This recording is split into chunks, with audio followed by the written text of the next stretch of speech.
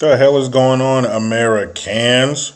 Jericho Green here with you once again. And normally I do these videos in my car on my way to the rat race in the morning, but this is the PM edition. And since I am stationary, I went ahead and ripped a page out of one of my daughter's mini notebooks and jotted down some notes. Since I'm here and I'm not driving, I can, write some shit down to make sure I don't forget anything. So if you see me occasionally glancing down, that's what the fuck I'm looking at. So, man, juicy. The layers to this onion are endless. Here we go. Another chapter in the saga of the failed, overpaid actor. So, juicy. The police have released some of the body cam footage of the initial contact with law enforcement after the hate crime heard around the world. And Judge Michael Tooman went ahead and appointed a special prosecutor to check out, to investigate the handling of his case. I mean, he's charged with 16 counts. You have all this evidence. I'm talking check stubs, text messages, Lyft records of when they were picked up, the brothers Nigerian who were picked up, and taken to the scene of the crime and then picked up and taken home. Footage of them going to the store and buying the items that they used. Come on. If this was an episode of Forensic Files, you'd be looking at your TV like, what the fuck are they thinking? Well, all this shit happened. And despite all that, the case was thrown out. Apparently, it's not what you know, it's who you know.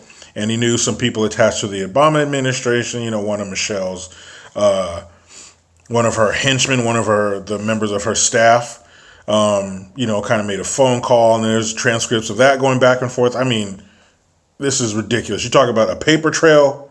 So despite all that shit, some people made some calls, some emails were sent. Boom. Next thing you know, all 16 charges dropped, and Juicy is free to go on his way. Up, but not quite. Juicy, you in trouble. You in trouble. Like the cop from Don't Be a Menace, not from Don't Be a Menace, Menace to Society, where he said, you fucked up, don't you? Juicy, you fucked up. So the body cam footage is about 2.5 minutes long. It's under 3 minutes. And you see the cops walking, the camera's already on when they walk into the building. Juicy's manager comes downstairs, or creative director, some shit. He comes downstairs, he meets the cops. He's kind of explaining, who he is. Yeah, he's an actor on Empire, and, I think his pride's hurt. He goes on. I got the link on my page, on my YouTube page, so check that out. But you can see, he's upset. Like, we're all adults here, hopefully, and we've been around people our whole lives. Body language. You can tell when somebody's lying, or you can tell when somebody's being truthful, where somebody's really upset about something, or their emotions are true. They're not acting. And you get that vibe from his manager. The footage shows them getting in the elevator and the cops going up to the room and asking, is it okay if we go up there into his apartment? And he's like, yeah. And even the manager was like, he was stuttering. Like he was and all that kind of shit. I don't know if he's a real stutterer or he was just that upset. It's believable if he was that upset. I don't want nobody who stutters or anything getting offended. Jericho, don't be talking shit. I'm just fucking with you. It made me think of the heavyweight champ in Harlem Nights. He goes to the club and he has the girl in each arm and he goes, I'm knocking somebody to fuck out. Come on, babies. That shit was funny. Anyway, back on track, people. Let's get serious. But yeah, so they're going up to the apartment and they come in the door. And the first time I watched it, I didn't really notice too much shit. But I watched it a second time, a third time, and I started noticing some things. And one of the first things I noticed was how he still had the rope around his neck. Now, we already knew when the cop showed up, he still had the rope around his neck. But you can actually see it in the video. And the cops walk in, you see the cop kind of grab it and let it go. And he's like, okay, he's like, put this around your neck and shit. And he's like, I just want you guys to see it. Can I take it off? He's like, yeah, take it off. So he's taking the rope off his neck and he tells the cop, oh yeah, and there's some bleach on me. I think they put bleach on me or some shit like that. You hear him say bleach. So he takes and first of all, it's not even a fucking, like, really a rope. Like, technically, it's like, have you ever seen a tether ball at a school or an elementary school or some shit? It's like that thickness. It's not even like, if you're serious about hanging somebody or sending a message, you would use like an actual fucking rope, not this. It's like the string to raise and lower your fucking blinds in your house. So it's tied in a noose around his neck. But the way he takes it off as if he's, I don't know, familiar with it, for lack of a better word. He's not disgusted. He's not angry. There's like no, like, ugh, get this fucking thing off of me. It's just, he takes it off, and then what really caught my attention is he starts like coiling it up like it's an extension cord or something. Like, if this traumatic incident took place and you're only 45 minutes removed from it, like, I'd be snatching that thing off my neck, throwing it on the ground, or telling the cops, here, you guys need this for evidence or something, get this shit out of here. I would be upset and very quick to take that rope off of my neck. But there wasn't that. He just took it off and then starts coiling it up and like sits it on the counter or something. Like he's dealt with it before. He was familiar, like I said. And another thing I noticed when I watched it a second and third time is his clothing. He had on like a sweater. I mean, a sweater, maybe a hoodie underneath it. He's kind of far from the cop whose body cam is on, but you could tell it's not like a fucking parka with gloves and like a face mask and shit, you know, like you would need going outside in a minus 21 degree fucking polar vortex. We're talking Chicago in January. Shit is real. So he wasn't dressed as though he were out in those kind of elements, which also made me think, so either you got like those scientists that have a facility in the Antarctic and they wear like some, you know, thermal shit underneath, like you really warm underneath, or you had all these, I mean, judging by your story, you went to Subway.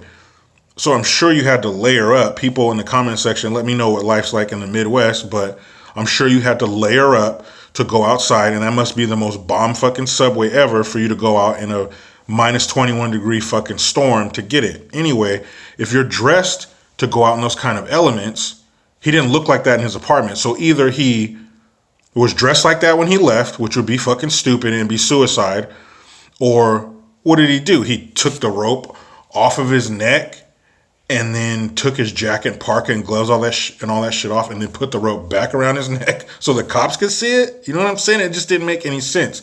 He wasn't dressed like he just came from that kind of weather and was sitting there waiting for the cops to come talk to him. I mean, how do you dress in that kind of weather? I'm from California. I've never been in that shit, but I'm assuming that you're gonna wrap the fuck up before you go out in minus 21. That's like boiling water, throwing it out the window, and it's ice before it hits the ground. Like, you wouldn't just have a sweater and a hoodie on. So that just made me think, you know, it just, and again, he says, oh, they threw bleach on me. Well, it's minus 21. Bleach freezes at 18 degrees. So how did they pour it on you? Because as soon as it comes out of that bottle and hits that air, it's going to turn to ice because it's more than cold enough to freeze it solid. I'm just saying. I'm no detective. I'm no Columbo. I'm no gumshoe. But come on, man. So those two things kind of caught me. I was like, what the fuck? No, hold on, man. Wait a minute. The way he handled that rope, just watch the video. The way he handled that rope and what he was dressed in. So either you never went outside and you were lying, or you took off all your extreme winter gear and then put the rope back around your neck until the cops came. Seems kind of fishy to me. And you could tell his manager, now like I said, the video's not that long, but you could tell his manager was more emotional about this shit than he was. Like, you're outside and some dudes call you all kinds of names, racial slurs, and, you know, homophobic terms, and beat your ass and throw chemicals on you and a rope around your neck, and you're just fucking, the dude you told the story to is more hyped up than you are? It don't make any fucking sense, Juicy. Somebody is lying. Parents, your kids ever lie to you? That shit is so obvious, it's painful to watch. That's what this shit is. All the evidence they fucking had, and you just poof, pow, fucking abracadabra, and that shit's gone. Good for you, Judge Tooman. Let's raise the skirt and see what's underneath there, because it doesn't smell good. if you don't know about the case, just look at the evidence.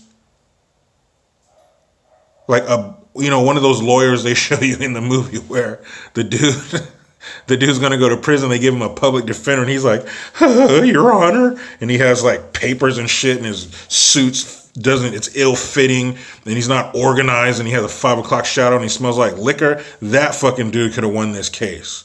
This is some bullshit. So let's uncover it and see what's going on. Transparency, right? And another thing, my buddy who showed me this story, he mentioned this to me. People, we're in the midst of Pride Month. So you have a high profile gay black dude. That's 2 layers of victimhood that he's draped in. But you have a gay dude who's an outspoken member of the LGBT ABC alphabet soup group, and nobody's touching him. He's not on top of floats in his hot pants and shit where you can see the outline of his dick at some pride parade. He's not on Ellen. He's not on this. He's not on that. Come on. This is a travesty, right? One of your most high-profile members had the hate crime of the century perpetrated on him, and nobody's interviewing him. Nobody's sticking a microphone in his face during Pride Month? That doesn't make any sense. Somebody break it down. Explain it to me like I'm 6. I don't get it. This will be prime time. This is a great way to bring attention to your cause. I don't know, people. You let me know in the comment section. Am I missing something? And I'm pretty sure if it's not available yet, soon they will have footage of the brothers Nigerian getting off of the plane and the law enforcement officers speaking to them, letting them know you boys in a little bit of trouble. And I hope they have the part on the tape where they say, because you know how it goes. Every time you watch these shows and somebody's looking at time, they say, all right, man, give me a cigarette and an iced tea. I'll tell you everything. And I'm sure that's what the fuck happened. Because they also had they're immigrants. I think they're immigrants or some shit. They didn't want to jeopardize their chance to go back and forth from Nigeria. That's very important to them. So, they sang like birds. Mimi, like the dude in Blazing Saddles. When y'all was slaves, y'all sang like birds. Oh, man. This shit is ridiculous. Had this really happened, it would not be that funny. But anybody with eyeballs that function knows that this dude is full of more shit than a Christmas turkey. Come on, man. But people, the house is quiet. Let me enjoy it. But you know how it goes. I try to be done with the left, but they just won't let me. Please subscribe, hit that notification bell, utilize the PayPal link, and I finally got my hats in at teespring.com. I got the link on my page. It will be at the bottom of this video really soon. So I got the hashtag Greenpeace, and I got the JG logo. The streets were talking. There you have it. I have delivered. More on the way. Oh, juicy. You fucked up. I am Jericho Green. Man, I'm out.